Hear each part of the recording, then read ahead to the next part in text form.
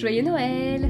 Alors on se retrouve aujourd'hui pour une vidéo de Noël, mais une vidéo de Noël un peu particulière parce qu'on va retracer une tradition de Noël un peu oubliée qui est les histoires de fantômes de Noël. Alors non, je dis pas ça juste parce que j'ai envie de raconter des histoires qui font peur. C'est une vraie tradition de Noël qui vient d'Angleterre, et notamment de l'époque victorienne. C'est une époque qui était officiellement chrétienne, et donc où le spiritisme est quelque chose d'assez important. Et donc il y a un autre facteur qui a été très propice à instaurer ça et à faire de Noël un moment propice à raconter des histoires de fantômes, c'est le solstice d'hiver, avec la nuit du coup la plus longue, qui a un côté un peu mystique et qui a donné cette idée que, avec toute cette part de ténèbres, c'était un moment où les morts rencontraient les vivants. De là, ça a donné une ambiance très particulière qui a visiblement inspiré beaucoup pour raconter des histoires de fantômes. Et c'est plus populaire que ce qu'on pourrait penser. Il y a notamment Dickens qui en a écrit une très connue, même plusieurs si je dis pas de bêtises. C'est pas ce que je vais vous raconter aujourd'hui, mais allez les lire si ça vous fait plaisir, c'est assez sympa. Celle que je vais vous raconter aujourd'hui, donc elle prend place à un réveillon de Noël. Donc Jackson avec ses amis au réveillon de Noël, et comme un peu toutes les fêtes de Noël, souvent c'est assez propice à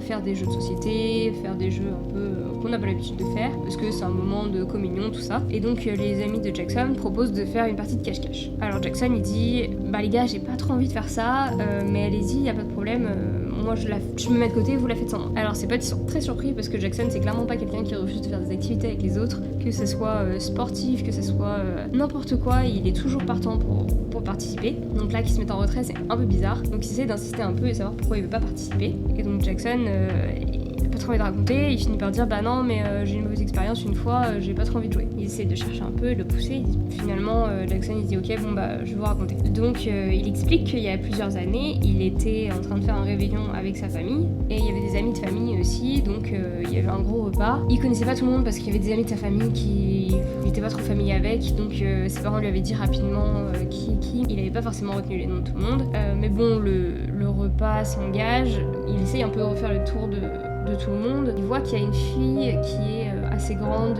avec les cheveux noirs, qui a l'air d'avoir à peu près son âge, et qui se dit mince, elle, j'ai pas retenu son nom, et il l'a trouvé assez jolie, il se dit ah bah mince, je vais essayer de faire attention si j'entends quelqu'un dans une conversation dire son prénom. Finalement, il entre dans un débat enflammé avec son oncle qui est assis à côté de lui, et il oublie complètement de faire attention à si quelqu'un appelait la fille. Il dit bon tant pis, c'est pas grave, j'aurai bien l'occasion de lui parler un autre moment. Arrive du coup la fin du repas, tout le monde a bien mangé, quelqu'un propose une partie de Smee. Alors Smee, c'est un jeu qui est un peu similaire au cache-cache. Il y a une personne qui va être désignée comme étant Smee, un raccourci pour It's Me en fait. Et donc il y a une personne qui va être Smee et tous les autres sont des joueurs lambda. Au début de la partie, donc on prend des petits bouts de papier, le nombre qu'il y a de joueurs, et il y en a un sur lequel il est écrit Smee et tous les autres sont des papiers blancs. Donc on distribue ça, les joueurs prennent connaissance de leur rôle, et ensuite on éteint les lumières. Smee va partir se cacher, et quelques minutes après, les autres vont devoir retrouver Smee. Quand quelqu'un rencontre quelqu'un d'autre dans le noir, il va donc toucher la personne et dire Smee. Si la personne est Smee, elle ne répond pas. Si la personne n'est pas Smee, elle répond Smee. Et auquel cas, donc si jamais c'est réellement Smee, ils ont plus le droit de parler et ils se mettent à côté de Smee et ils attendent la fin du jeu. Soit c'est pas Smee et auquel cas ils continuent de chercher Smee. Et donc la dernière personne qui va trouver le groupe de Smee aura perdu. Reggie, donc un des amis de famille chez qui il est en ce moment, va prévenir qu'il faut faire attention parce qu'il y a une porte où il y a un escalier direct derrière et que c'est un peu piège parce qu'on peut penser qu'en ouvrant la porte il va y avoir une autre pièce, mais non, c'est directement un escalier. Il faut faire attention parce que il y a une fille qui s'est brisée la nuque il y a 10 ans de ça ici, et que c'est vraiment très dangereux, donc il faut vraiment faire attention à cet escalier. Jackson il dit ok, il a noté ça dans sa tête, il fera attention en ouvrant les portes. Donc le jeu commence, donc il se balade un peu dans la maison, il cherche, il arrive au niveau d'une rampe d'escalier, et là il sent qu'il y a quelqu'un, donc il va dire Smee, et il y a personne qui répond. Donc il se dit ah ok, il va s'asseoir derrière la personne et il attend. Le temps passe un peu, il y a de plus en plus de personnes qui les rejoignent, et finalement on arrive à la dernière personne qui du coup compte tout le monde et voit ah bah 13, c'est bon, on est là.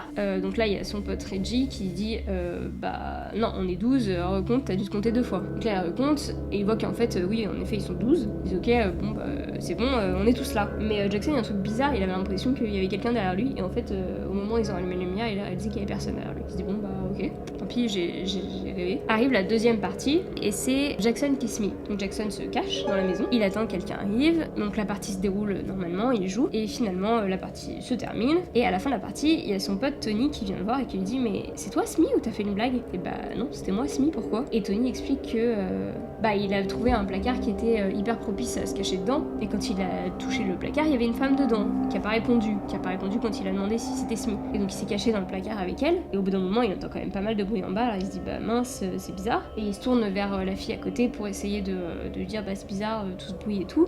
Quand il se tourne, il réalise qu'elle est plus là. Pourtant, c'est moi qui suis à l'entrée de la porte de placard, on peut pas passer sans qu'on s'en rende compte. Et du coup, il est vraiment intrigué, il trouve ça vraiment bizarre. Mais Jackson, il dit bah non, mais peut-être que t'as juste senti un vêtement et que t'as pensé que c'était quelqu'un et c'est tout. Tony, il est un peu sceptique parce qu'il a quand même l'impression qu'il a vraiment touché la main d'une femme. Ils ont bu un petit peu, son esprit lui joue des tours. Et donc là, tout le monde en a un peu marre de jouer à ce jeu, mais c'est le moment où les gens en ont un peu marre, mais ils osent pas vraiment dire non plus qu'ils en ont marre. Du coup, le jeu continue quand même. Donc il commence par chercher Smee et il voit personne.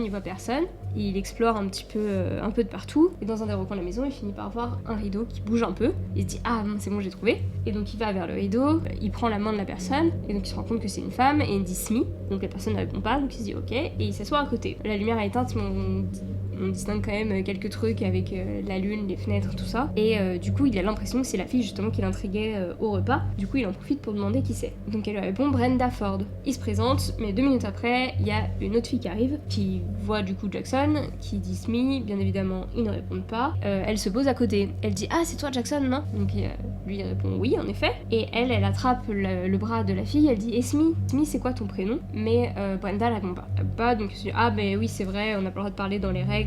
Désolée, je me tais, on suit la règle. Et ils attendent comme ça. Après, au bout d'une vingtaine de minutes, donc ça commence à être un peu long, Reggie arrive et tire le rideau. On dit mais qu'est-ce que vous faites ici? Ça fait 15 minutes que la partie est terminée. Alors Jackson dit bah on attend, on est avec Smee. Il fait mais non mais c'est moi Smee. Et ils m'ont tous trouvé, vous avez perdu depuis longtemps là. Et donc Jackson il a bah non c'est elle Smee. Et Reggie dit mais quoi, il y a personne là. Et donc Jackson et sa pote ils se regardent en mode quoi? Mais il y avait une fille juste ici il y a 2 minutes. Et bah non, quelqu'un a dû faire une blague parce que clairement il y a personne et bah on vient de compter le jeu, il manquait juste vous deux. Et Jackson dit mais si, elle était là il y a 2 minutes, c'est une brune, elle s'appelle Brenda Ford. Et Reggie dit bah non mais Jackson, je t'essaie de faire une blague, c'est vraiment pas drôle. Brenda Ford c'est le nom de la fille qui s'est brisée la nuque dans les escaliers. Moi tu sais je vis ici, j'ai pas envie qu'on me raconte des histoires de fantômes. Donc là Jackson il voit bien qu'il n'y a plus personne à côté et il est persuadé qu'elle était là avant. Et il commence à mettre un peu tous les éléments qu'il avait cette nuit-là. Et lui, il sait très bien ce qu'il a vu et il pense savoir très bien ce qui s'est passé. Il est pas très rassuré et on comprend pourquoi il voulait plus jouer à cache-cache après. Et voilà, c'est tout pour cette histoire de Noël. Enfin, cette histoire de Noël un peu particulière. Alors, faites attention en ouvrant les portes, faites attention dans les escaliers, faites attention en jouant cache-cache. N'hésitez pas à mettre en commentaire si vous avez bien aimé, si ça vous a fait flipper, et à liker. Et j'espère que vous dormirez bien après ça. À bientôt!